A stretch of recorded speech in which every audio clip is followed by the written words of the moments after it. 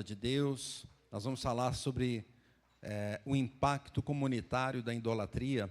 E vamos então ler Josué capítulo 7. Abra sua Bíblia nesse texto.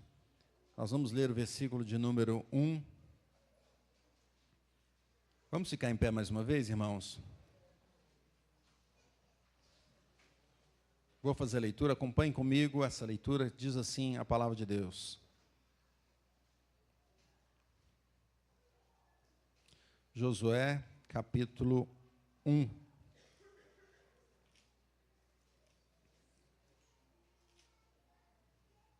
Capítulo 7, né? Versículo 1. Diz assim: Prevaricaram os filhos de Israel nas coisas condenadas, porque Acã, filho de Carmi, filho de Zabdi, filho de Zera, da tribo de Judá, tomou das coisas condenadas. A ira do Senhor se acendeu contra os filhos de Israel. Vamos orar? Ó Deus, lemos a Tua palavra e nós pedimos a Tua bênção nessa manhã, para que o Senhor fale conosco e nos abençoe. Encha-nos com Teu Espírito, que nós entendamos a Tua palavra e que nós saiamos alegres, repletos da Tua presença, cheios, Senhor, daquilo que o Senhor tem para nos falar e levando essa mensagem, anunciando essa boa palavra do Evangelho a outras pessoas. Ilumina o Teu servo e abençoe a Tua igreja, em nome de Jesus. Amém. Podemos sentar, queridos irmãos? Irmãos, quando nós percebemos uma sociedade onde tem talvez algumas pessoas que praticam coisas desagradáveis ou abomináveis, isso fica marcado na sociedade como um todo, não é? O nosso país, por exemplo, é um país conhecido lá fora como o país do futebol, né? O país do carnaval. O mês de fevereiro está chegando aí, o carnaval ele é impressionante, principalmente ali no Rio de Janeiro, né? Quem mora lá sabe como é. E também um país conhecido por práticas como a criminalidade, a corrupção.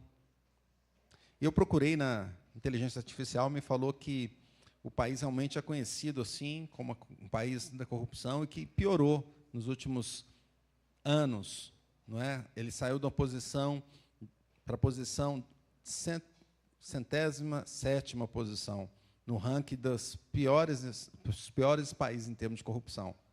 Assim é conhecido o nosso país lá fora, né? É uma marca, é uma mancha que existe. Aqui nós vemos um contexto interessante, pois nós temos uma pessoa que chamava-se Acã, e ele prejudicou todo Israel por causa da sua prática. O filho de Carmi, da tribo de Judá, ele pegou das coisas condenadas, e por isso ele foi prejudicado. Não só ele, mas todo Israel foi prejudicado. O que ele fez? Ele tomou ali aquelas coisas condenadas que Deus tinha falado para não pegar, para não tomar. Se você voltar em Josué capítulo 6, versículo 18, veja quando o Senhor falou a respeito da guerra em Jericó, da batalha em Jericó. Ele disse assim: então somente guardai-vos das coisas condenadas, para que, tendo-as vós condenado, não as tomeis, e assim torneis maldito o arraial de Israel e o confundais. A palavra clara do Senhor a respeito disso. E eles então fizeram a guerra ali em Jericó, e nós conhecemos como foi a guerra de Jericó, aquela batalha. Foi uma guerra onde o povo não pegou tanto em armas, pegou mais nos instrumentos para tocar, para rodar aquela cidade, aquelas muralhas, e cantar e louvar a Deus, e Deus derrubou as muralhas. Depois sim, eles atacaram ali o povo de Jericó e venceram aquela batalha. E o Senhor falou: não toma das coisas condenadas ali naquele povo. Mas nós temos aí essa idolatria de Acã. Acã viu ali algum material e falou: poxa, eu gostei desse material, eu vou tomar para mim. E eram coisas condenadas, uma capa babilônica, prata e ouro, que não deveriam ser tocados. E ele pega aquilo, então, ele faz vamos dizer, ele toma essa atitude contra a palavra do Senhor. E ele escondeu, as pessoas não viram, mas Deus tinha visto o que estava acontecendo. Nós podemos perceber, então, meus irmãos, como proposição, que a idolatria de alguns pode impactar toda a nação. A idolatria de alguns pode impactar toda a nação. Por que que pode impactar a todos a idolatria? Porque a idolatria compromete o relacionamento com Deus, em primeiro lugar. O texto aí diz: prevaricaram os filhos de Israel. Então, a idolatria, ela compromete o relacionamento do povo com Deus. Essa palavra no original aqui, prevaricar, tem o sentido de ser infiel, de transgredir. Mas Deus chamou o povo para ser um povo fiel. Deus não quer um povo infiel. A infidelidade quebra os relacionamentos, não é assim? Se tem duas pessoas que estão juntas, mas se tem um que é infiel, o que vai acontecer com aquele relacionamento? Vai quebrar. Deus exige do seu povo fidelidade, meus irmãos. Não foi o que aconteceu aqui com Acã? Ele foi infiel, ele desobedeceu ao Senhor, e essa mancha de Acã, então, provocou um pecado em toda a nação, pois Deus é santo, e Ele não admite que haja um relacionamento com Ele e o seu povo, se o seu povo estiver manchado, mesmo que seja parte desse corpo. Então Deus mostra com isso que toda a sua igreja deve ser santa, deve buscar se santificar diante do Senhor. Calvino diz aqui que Deus despejou por meio de uma manifestação extraordinária, lembrar à posteridade que todos eles poderiam ser violados pelo ato de um indivíduo, e assim induzi-los a dar uma atenção mais diligente à prevenção de crimes. Basta-nos que todo o povo tenha sido infectado por uma mancha particular, pois assim foi declarado pelo juiz supremo. Quer dizer, uma mancha só pode levar toda a nação a errar. E realmente isso acontece, porque aquela mancha vai crescendo. Você pode pegar, podemos ilustrar com um portão que está ali, aí começa uma ferrugem pequenininha assim, não é? E aí aquela ferrugem vai crescendo, vai impactando todo o portão, daqui a pouco ele está todo enferrujado. 1 de Pedro diz assim, meus irmãos, porque escrito está: sede santos, porque eu sou santo. Deus chama então o seu povo a servi-lo com santidade, em obediência, todo o seu povo a obedecer a Deus. E Hebreus 12:15 diz assim: atentando diligentemente, porque ninguém seja faltoso, separando-se da graça de Deus, nem haja alguma raiz de amargura que brotando vos perturbe, e por meio dela muitos sejam contaminados. Deus está nos chamando a todos nós a andarmos diante dele em santificação. Em segundo lugar, porque a idolatria é inadmissível diante de Deus. O texto diz assim no seu final: a ira do Senhor se acendeu contra os filhos de Israel. Vamos dizer isso?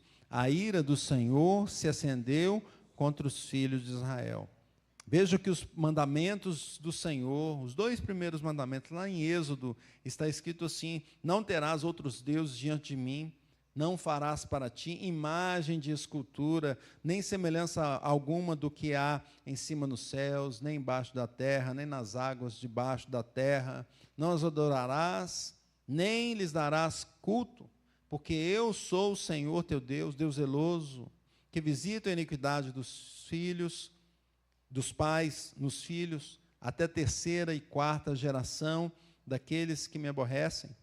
E faço misericórdia até 1000 gerações daqueles que me amam e guardam os meus mandamentos. O Senhor colocou claramente: não terás outros deuses diante de mim, não farás imagem de escultura. E o que Acã fez? Pegou as imagens, pegou ali a capa, pegou a prata, o ouro nesse caso, coisas condenadas. Ele buscou esses ídolos, o guardou como se fossem não só amuletos para a sua vitória, mas também como se fossem coisas boas para ele vencer na vida. A vitória não só do povo, mas para ele também. Veja o versículo 21, 7:21, Josué 7:21, diz assim: quando vi entre os despojos, olha o Acã falando lá na frente, porque o que aconteceu? O Senhor falou: alguém pecou, e pegou nas coisas condenadas e guardou e escondeu.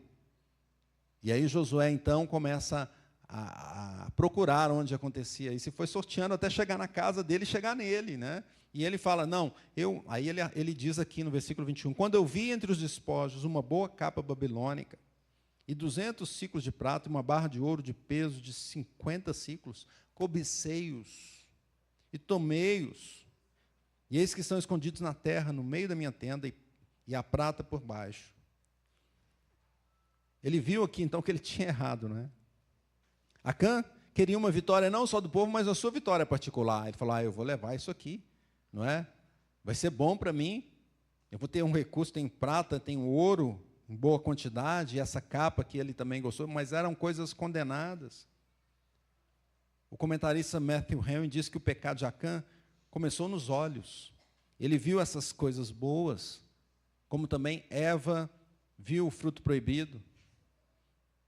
Se Acã tivesse olhado essas coisas com o olho de fé, ele teria visto que eram coisas amaldiçoadas e as temeria. Mas olhando apenas com um bom senso, ele os via como coisas boas e as cobiçava. Às vezes é assim.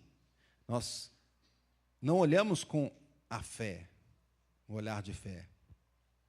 Muitas vezes na nossa vida também, nós temos situações onde, isso parece ser bom, mas pela fé, aquilo é bom?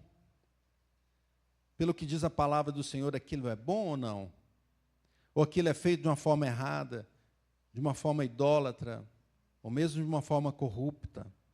Meus irmãos, o Senhor está nos chamando a olhar com fé, o olhar da fé. Não foi o que Acã fez aqui? Então veja que nessa segunda batalha, foi o povo de Ai, já teve uma diferença, não foi igual a Jericó. Jericó eles venceram a batalha, mas Ai não. Aí eles olharam assim, aquele povo, e falaram, não precisa mandar muita gente lá não, pode mandar pouco, é pequeno o povo, manda menos, não vamos colocar todo o nosso exército lá. E eles foram com poucos. E o que aconteceu naquela batalha? Perderam. Saíram de lá com derrota, e com vergonha, e com medo dessa guerra. Por quê? Por causa do pecado, por causa das coisas condenadas de Acã, porque o povo agora começou a subestimar o outro, quem sabe pensou, Jericó nós vencemos bem, agora vai ser fácil, não precisamos mais de Deus, quem sabe as coisas que nós pegamos aqui, as nossas armas, as nossas conquistas, a nossa força, a nossa capacidade agora vai nos dar a vitória. Mas não, nós dependemos do Senhor, devemos ter esse olhar de fé. A idolatria, então, é inadmissível diante de Deus, quando começamos a olhar para deuses falsos, que porventura nos prometam ter vitórias, nós erramos diante do Senhor. O verdadeiro crente, ele confia apenas em Deus. Terceiro lugar, porque a idolatria, o idólatra, ele é condenado diante de Deus. Ele é condenado diante de Deus. O versículo diz aqui, prevaricaram os filhos de Israel nas coisas condenadas. Nas coisas condenadas. Quando nós praticamos a idolatria, nós estamos arriscando ser condenados diante de Deus. Ezequiel 23, 49 diz assim, o castigo da vossa luxúria recairá sobre vós, e levareis os pecados dos vossos ídolos, e sabereis que eu sou o Senhor Deus. A idolatria é condenada diante do Senhor. E todo aquele que pratica, então, naquela época, deveria ser eliminado do povo. Era a lei para o povo de Israel. Deus requer exclusividade do seu povo. Só Ele é Deus, só Ele é o Senhor. Somente ao Senhor teu Deus adorarás. Só a Ele darás culto. E aquele que errava, então, era punido. Por isso a guerra foi perdida e o povo se lamentou diante do Senhor. Matthew Henry diz que a fácil conquista lá de Jericó excitou o desprezo pelo inimigo e a disposição de esperar que o Senhor fizesse tudo por eles, sem usar os meios adequados, mas Deus usa os meios adequados. Assim, os homens abusam das doutrinas da graça divina nos dias de hoje e das promessas de Deus como desculpa para a sua própria indolência ou indulgência. Hoje, o mundo também está cheio de capas babilônicas, de pratas, de ouro, que estão aí, e muitas pessoas acham que são bênção, mas olhando pelo olho da fé, não são bênção. Em muitos deles é possível ver uma corrupção, e o mundo está assim, numa corrupção interminável, não é? E isso acontece por pessoas que buscam, então, a solução no dinheiro, no poder, e mesmo pessoas que já têm dinheiro e poder ainda querem mais. Por quê? Por causa da idolatria no coração. O coração é cobiçoso, é insaciável. Isso não é aprovado diante do Senhor, pelo contrário, isso é condenado. As coisas condenados diante de Deus, vão levar o idólatra também a ser condenado. Acã morreu pelo seu pecado. Mas Jesus morreu pelos nossos pecados. Quando nós pensamos nisso e pensamos na nossa vida, podemos perceber muitas coisas erradas. E pensamos, será que devemos morrer? A palavra do Senhor diz que o salário do pecado é a morte, mas o dom gratuito de Deus é a vida eterna em Cristo Jesus. Jesus, então, morreu para que todo aquele que crer nele tenha vida eterna e vida em abundância. Por isso, então, é possível ter paz com Deus. Veja que no final, depois você leia Josué, esse capítulo 7, e no final, o texto diz que a ira, o furor do Senhor se apagou por causa da morte ali de Acã, do sacrifício que foi feito. Mas, de fato, no Novo Testamento, nós vemos que o furor do Senhor se apaga por causa do sacrifício de Cristo, por nós. É por isso que estamos aqui nessa manhã e podemos buscar o Senhor com alegria, porque Jesus se entregou para apagar o furor da ira de Deus. Conclusão, o idólatra traz o impacto para toda a nação, e a única forma, então, de apagar o furor do Senhor é por Jesus Cristo. A igreja, então, deve estar debaixo das asas do Senhor, deve se arrepender dos seus erros e pecados e buscar uma vida santificada a cada dia, cuidando uns dos outros. Então, como viveremos? Em primeiro lugar, pedindo perdão a Deus pelas nossas cobiças, pelos nossos pecados. De nós precisamos nos arrepender, nós pecamos e erramos, mas a palavra de Deus nos chama, então, a confessar e deixar os nossos pecados. Em segundo lugar, como viveremos? Nos escondendo no sacrifício de Cristo. O pecado leva à morte, e a única forma de salvação é o sacrifício do Senhor Jesus, não há outra. Apenas a obra da redenção de Cristo aqui. A vida, entregamos as nossas vidas, então, nas mãos do Senhor Jesus, confiando no seu perfeito sacrifício. Terceiro lugar, como viveremos? Aconselhando uns aos outros na palavra de Deus. Porque se um na igreja estiver errando diante do Senhor, toda a igreja então pode estar manchada. Devemos nos aconselhar uns aos outros, indicar o caminho. Sempre a palavra do Senhor nos chama a cantar louvores a Deus e conversar, falar uns com os outros, com salmos e hinos, através da palavra do Senhor. É esse que deve ser o nosso aconselhamento para que a igreja seja purificada dia após dia. Portanto, meus irmãos, andemos em comunhão com Deus, buscando obediência à sua lei e aconselhando uns aos outros para que o Senhor se agrade da igreja e para que, em vez de termos derrotas, tenhamos vitórias em nome do Senhor Jesus. Amém. Vamos orar? Vamos orar. Feche